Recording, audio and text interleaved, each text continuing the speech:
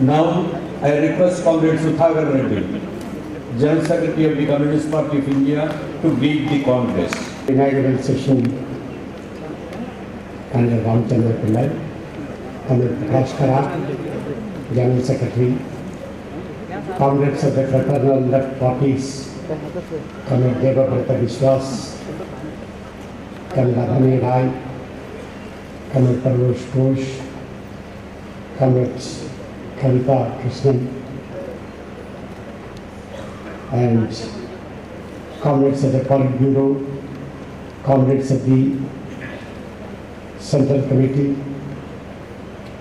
Let me at the very outset greet you all on behalf of the newly elected nation. May also thank the Politburo members of your party, the biggest communist party of our country, for extending an invitation to CPI to take part in the inaugural session of your Congress here. I, on behalf of the National Council, wants to underline the fact that a serious responsibility of saving our nation and people from the clutches of the right reactionary, communal and divisive forces is being thrusted upon us by the recent political developments in our country.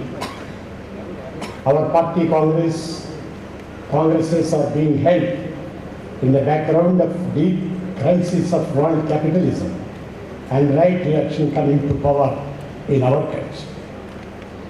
It is a fact that the representation of the communist parties in general and of the left parties to Indian Parliament has touched a miserable low in the independent India after the general elections held in 2014. The people of India have not written off the communists. Instead, in the struggle for an alternative to the then thoroughly disgruntled, and life soon became worse with the unheard of challenges on our socialist, secular and sovereign republic. At present, the people of our country are in a state of distress, frustration, which is slowly turning to anger. This has amply proved when the verdict of the Delhi Assembly elections went overwhelmingly in favor of the recently born Aam Aadmi Party. The BJP was reduced to a negligibly small group in the Assembly, while the Congress party was rooted. The Delhi election proves that the BJP and its rightist politics can be resisted and defeated if we can install confidence among the people. Left need to take lessons from it.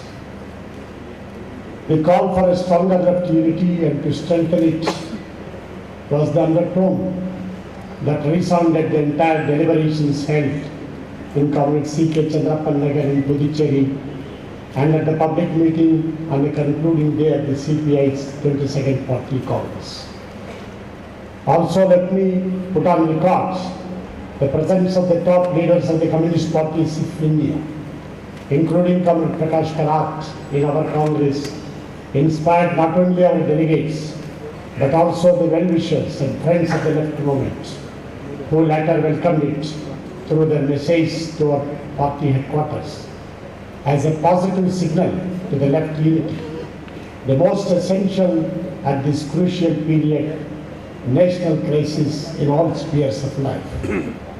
Hunger, unemployment, underemployment, suppression of the democratic and human rights, and cruel exploitation by capitalism are the stark realities of today.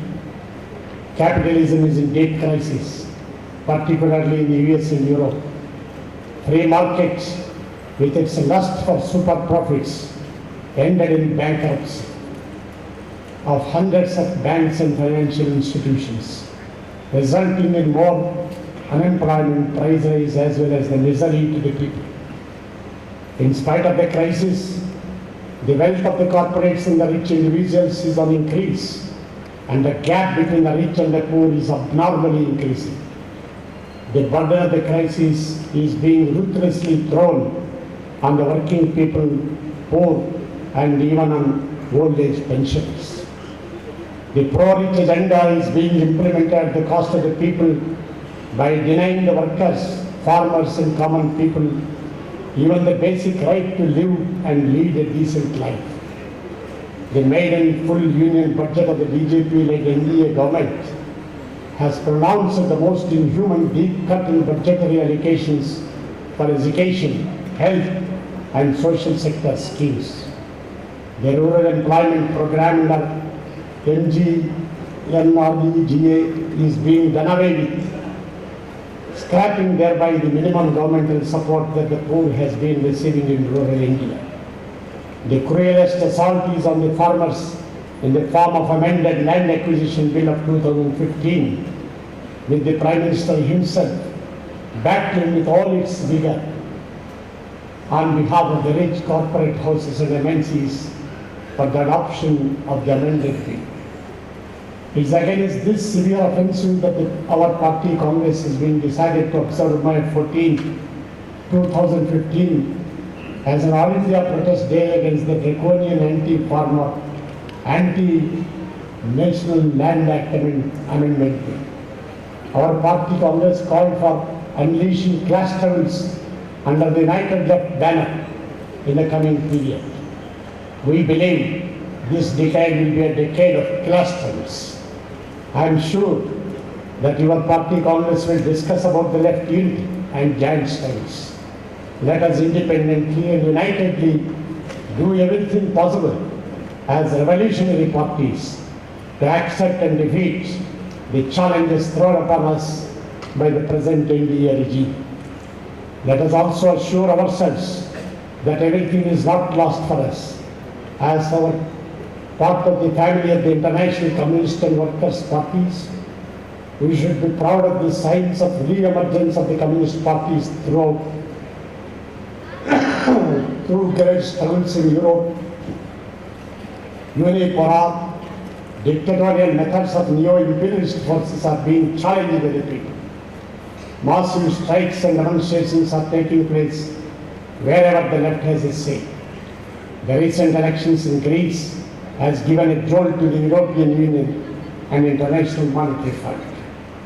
The Greek people's assertion against austerity measures that hit the lives of the working sections of badly will surely inspire the people of Europe to fight back the onslaught of European Union against common people.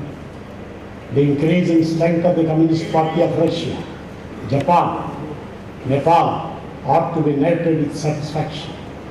The consolidation of the left and socialist forces in Latin America, the admission of the US that its outdated economic blockade of Cuba was a failure, are the historic victories of the people of Cuba and Latin America. So too, the Jasmine Revolution, though watered down for the present, is the reflection of the anger of the Arab masses against the US puppet regimes of corruption and dictatorship. It's a volcano which can break at any time again.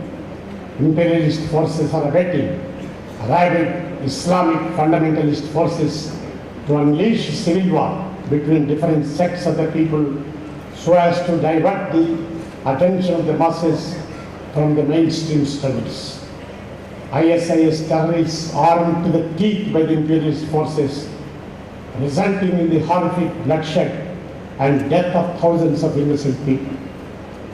Back to our nation, 28 crore people are suffering under utter poverty, living with a miserable life, while 25% of the national wealth is being looted by 681 families of the corporate houses.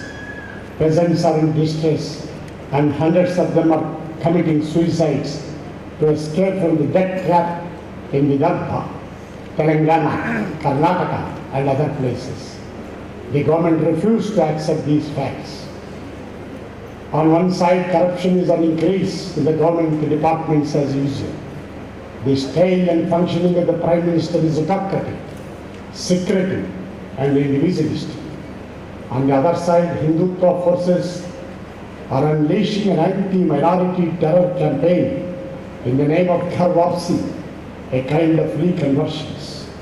Christian churches are being attacked and destroyed in Delhi and other places. Cultural terrorism under the guidance of Sangh Parivar is being practiced. Call to burn history books and to rewrite them according to their fancies, attacking unscientific temper, artists and writers is being increasingly unleashed. The images of Mahatma Gandhi and other national leaders of the national movement are being tarnished to replace with Godse's cult. All attempts are being made to divide the country on religious lines, to create tensions and fear psychosis, to divert attention from the major issues of the nation. Intolerance and hatred are on the increase. Comrade Govind Pansari, our senior leader of the party and an entire fighter against the right-wing forces, has become the first martyr after BJP's takeover in his relentless struggle against communalism and for spreading scientific temper. But the people are asserting again against the anti-people's economic policies and dirty tricks of communalism. The coal strike of all central trade unions, the bank strike, the postal department employees strike, the proposed strike of the central government employees, the call of the central trade unions for a nationwide strike, the Kisan struggles, etc. are only part of it. Secularism is to be defended at all costs to save the integration of our great nation. Democracy is to be defended. Hard-won rights of the working people and peasants are to be won back from the onslaught of the rich and powerful. Freedom of the speech should be defended.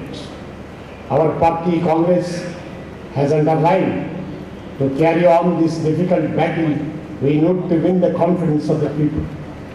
Left unity is the precondition for a broad left democratic unity to be achieved. Let us unite and give confidence to the people.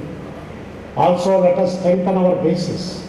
Let us unleash class battles on people's issues and reconnect with them. The CPI is confident we the left shall overcome the difficult phase of our nation is facing today and go ahead united with confidence and courage. The left alone can protect our writers, historians, artists, religious and linguistic minorities, Dalits, Adivasis, peasants, and all sections of the working people who look forward to the left with high hopes. Let us accept this challenge.